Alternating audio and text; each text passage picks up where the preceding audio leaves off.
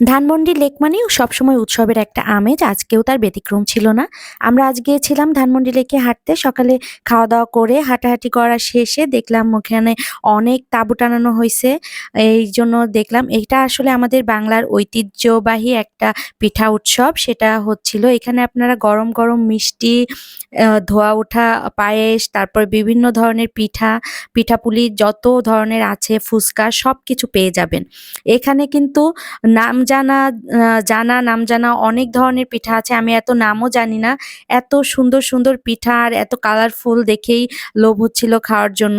এখানে দুধ চিতই, ভাপা, ডিম সুন্দরী, পুলি পিঠা, আ আ নকশি পিঠা, বিভিন্ন ধরনের পিঠা, আন্দশা সবকিছু পেয়ে যাবেন। কোনো কিছুর কমতি নাই। এখানে হাঁসের মাংস থেকে শুরু করে সবকিছু পেয়ে যাবেন এবং সবকিছু খুব রিজনেবল প্রাইস এ।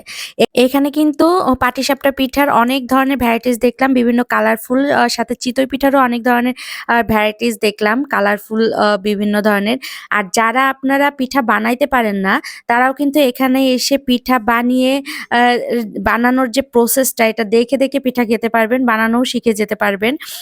সো আপনাদের সবার অনেক ভালো লাগবে এখানে আসলে।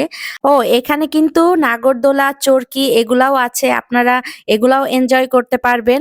খুব ভালো লাগবে শীতের মধ্যে। এখানে আসলে সকালে এত সকালে শুরু হয়ে গেছে যে আ কোনো কিছু এখনো শুরু করতে পারে নাই ওনরা। এখনো সাইনবোর্ড-টোর্ড লাগানো হয় নাই। এর মাঝেই এত মানুষের প্রেশার, সবাই কেনাকাটা করছে। এজন্য তারা করতে পারে নাই। তবে আপনারা আজ বিকাল থেকে আসলে কিন্তু সবকিছু সুন্দর মতো গোছানো সাজানো পেয়ে যাবেন। আজকে থেকে এই মেলাটা শুরু হচ্ছে। এটা থাকবে ১৩, ১৪, ১৫ এবং ১৬ তারিখ।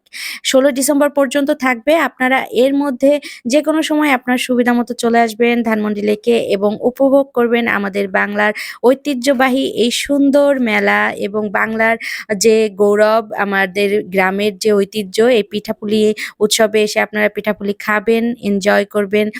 নতুন, নতুন পিঠার সঙ্গে পরিচয় হবেন। মিথিশা তো এখানে এসে খুব খুশি, তার পাপার সঙ্গে খুব মজা করছিল। সে খুব এনজয় করছিল জিনিসগুলা। আর সে পিঠাগুলো দেখছিল, তার পাপাকে দেখাচ্ছিল সে কোন পিঠা আর কি দেখবে।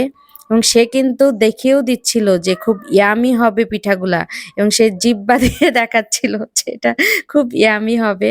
যাই হোক দুষ্টু মেয়েটা। আর এখানে এই যে একটা পিঠা ছিল, এটা ছিল চিতই পিঠার ডিমের একটা ভ্যারাইটিস। এখানে দেখলাম যে নিউজ কভার করতেও লোক এসেছে।